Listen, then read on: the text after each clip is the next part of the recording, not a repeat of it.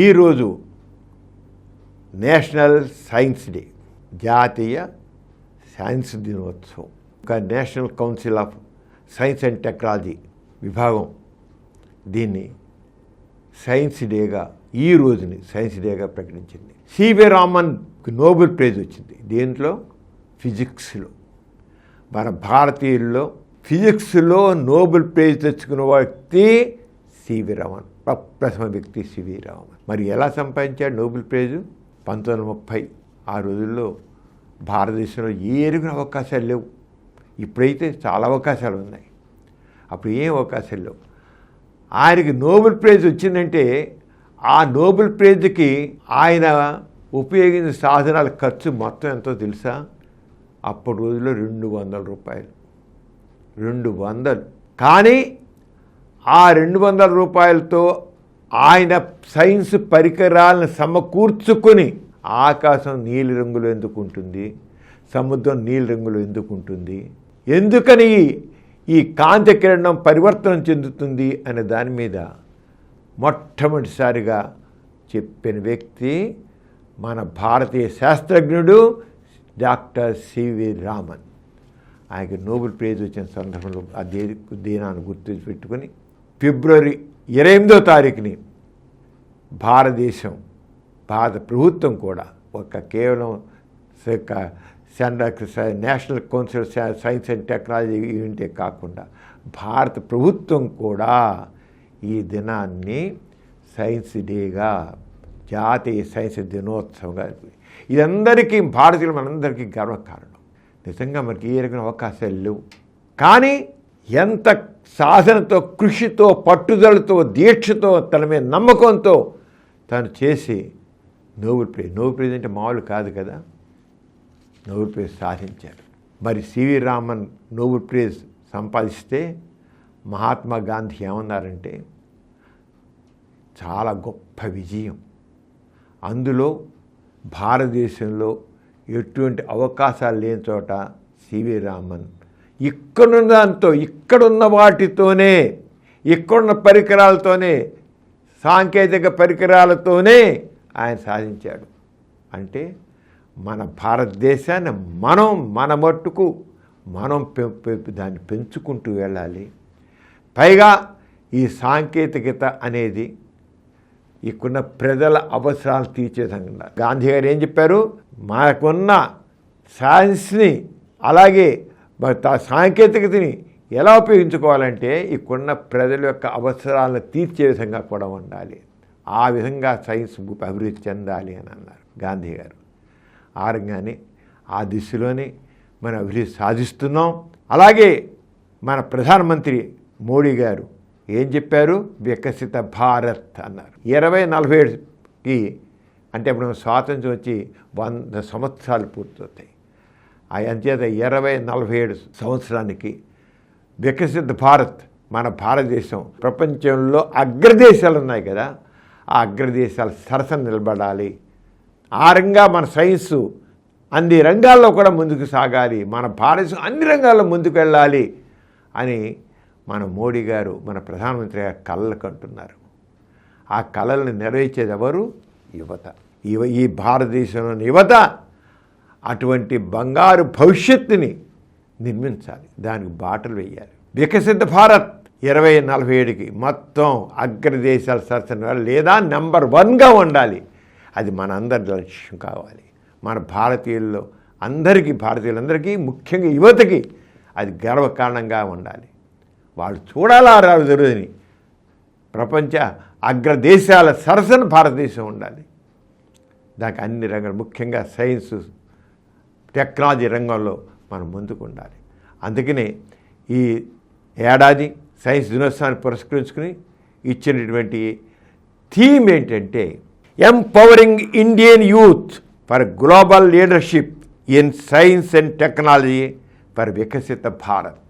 ఇది ఈ సంవత్సరం సైన్స్ దినోత్సవం సందర్భంలో ఇచ్చినటువంటి థీమ్ అన్నమాట.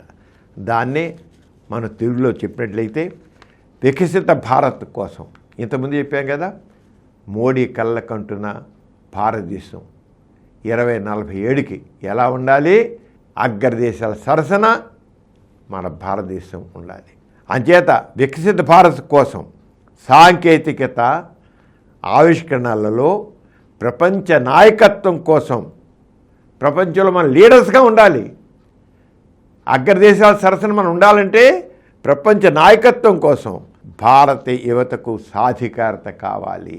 ఎంపవరింగ్ సాధికారిత, దాన్ని ఏమన్నారు, empowering Indian youth for global leadership in science and technology for వికసిత భారత్. మన యూత్ అంతా ఎంపవర్ అవ్వాలి. సాధికారిత, ఎంపవర్డ్ సాధికారత. యూత్ అంతా, భారతదేశంలో యూత్ అంతా కూడా ఎంపవర్ అవ్వాలి. దేంట్లో?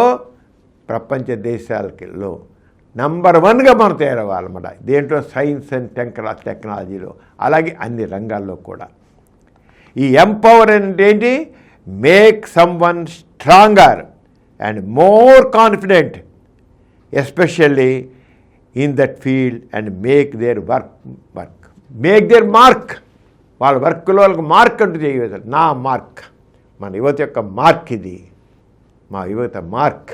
ఆ రంగ యువత తన మార్క్ చూపించాలి. దాన్ని ఎట్లా ఉందని తన గొప్పతనాన్ని చూపించాలి, విశిష్టత చాటాలి, తన శక్తిని చాటుకోవాలి. అందుకోసం make the youth stronger and more confident especially in that field and make, ఏదైతే ఫీల్డ్ ఇస్తున్నారో, ఏ రకమైన రంగం తీస్తున్నారో ఆ రంగంలో అవ్వాలి. అంచేత అంటే అథారిటేటివ్గా, yes I can, this is correct, I show the mark, ఈ రంగా అవ్వాలన్నమాట. అంచేత ఏదైతే మన ప్రధానమంత్రి గారు వికసిత భారత్ అంటున్నారో, ఎంపవర్ అవ్వాలంటే, యూత్ ఎంపవర్ అవ్వాలంటున్నారు, సైన్స్ అండ్ టెక్నాలజీ ఎంపవర్ అవ్వాలంటున్నారు. అది ఎలా? Make self empowerment. ప్రతివాడు సాధికారిత, స్ట్రాంగర్గా తయారవ్వాలి, శక్తివంతంగా తయారవ్వాలి, జ్ఞానంతో అవ్వాలి. ఎలా అవుతాడు? దానికి కావాల్సిన డెవలప్ పాజిటివ్ యాటిట్యూడ్. ప్రతి యువతలో మొత్తం చదువుకుంటున్న వాళ్ళల్లో, అందులో భారతదేశం యువత అందరిలో కూడా ఒక పాజిటివ్ యాటిట్యూడ్. ఐ కెన్ అన్నది, ఐ కాంట్ అని కాదు. అమ్మో, అమెరికా దేశం అంత అభివృద్ధి సాధించింది, ఆస్ట్రేలియా అంత గొప్ప అయిపోయింది, ఇంగ్లాండ్ అంత గొప్పగా ఉంది, రష్యా అంత గొప్పగా ఉంది, చైనా అంత గొప్పగా ఉంది, మనం ఏం చేస్తాంలే. No, I too, I can అనే కావాలి. అది రాస్తుంది positive attitude. How to make empower ఎలాగ పవర్ఫుల్గా తయారవుతాం, ఎలా స్ట్రాంగర్ తయారవుతాం, ఎలా స్ట్రెంగ్త్ వస్తుంది అంటే ముందు మనలో పాజిటివ్ యాటిట్యూడ్ కావాలి. ఎందుకు చెప్తున్నానండి? ఈ science day, national science day సందర్భంలో యూత్ ఆ రకంగా ఒక రకమైన వాళ్ళు ఒక రకమైన తపన, ధైర్యం పెంచుకోవాలి.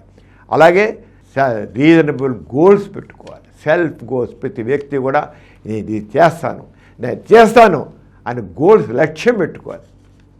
ఒక లక్ష్యం లేని జీవితం కానీ, లక్ష్యం లేని చదువు కానీ దండుగా. అంచేత నీ లక్ష్యం గొప్పగా ఉండాలి. నేను సాధిస్తాను, నేను చేస్తాను ఉండాలి. అప్పుడు ఎంపవర్ అవుతాడు. అలాగే surround your self with positive people. మీరే కాదు, మీరు ఒక్కరికే పాజిటివ్ కాదు, మీ చుట్టూతో ఉన్న ఆ రకం పాజిటివ్ అందరిని కూడా కలుపుకోండి. ఎప్పుడైతే గ్రూప్గా ఉంటారో అందరూ కూడాను, అందరూ కలిసి చేస్తే ఇంకా తన పాజిటివ్ యాటిట్యూడ్ ఉన్న కాకుండా ఇలాంటి ఎంపవరింగ్కి సంబంధించిన పాజిటివ్ యాటిట్యూడ్ ఉన్న అందరి యూత్ కలిసి ఒకటిగా కృషి చేయండి. ఏదైనా సరే ఒక కొత్త సాధించాలంటే, సైన్స్ టెక్నాలజీ సాధించాలంటే ఒక గ్రూప్గా ఉంటే మనం సాధించగలుగుతాం. అలాగే తను డెవలప్ చేసుకోవాలి, బాగా చాలా డెవలప్ చేసుకుంటుండాలి. Use positive self care. మీరు ఇంకా పాజిటివ్గా ఇంకా పెంచుకుంటూ వెళ్ళాలి. అలాగే బీ అసెర్టివ్.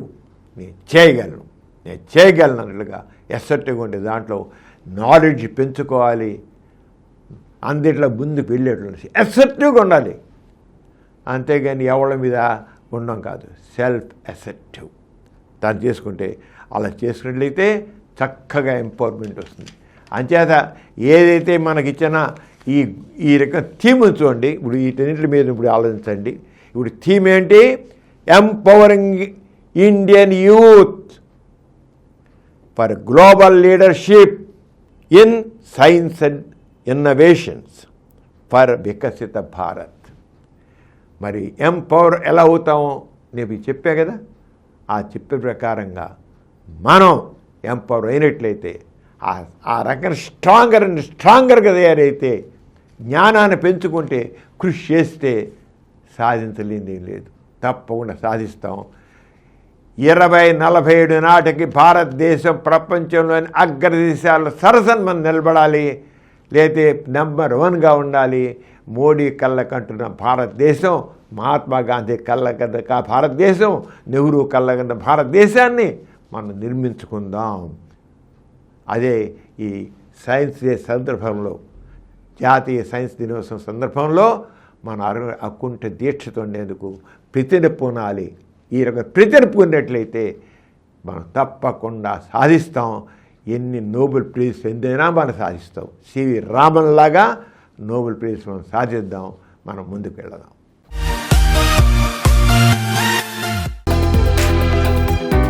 ఈ కార్యక్రమం మీకు ఎంతో నచ్చింది కదా. ఇటువంటి మరిన్ని వీడియోల కోసం అనతి కాలంలోనే 20 కోట్లకు పైగా వ్యూస్ సాధించిన సమరం ఛానల్ సమర్పించు సమరం సైన్స్ వరల్డ్ ఛానల్కు సబ్స్క్రైబ్ చేయండి, లైక్ చేయండి, మీ ఫ్రెండ్స్కి షేర్ చేయండి. అలాగే ప్రక్కనున్న గంట సింబల్ని ప్రెస్ చేయడం మర్చిపోకండి.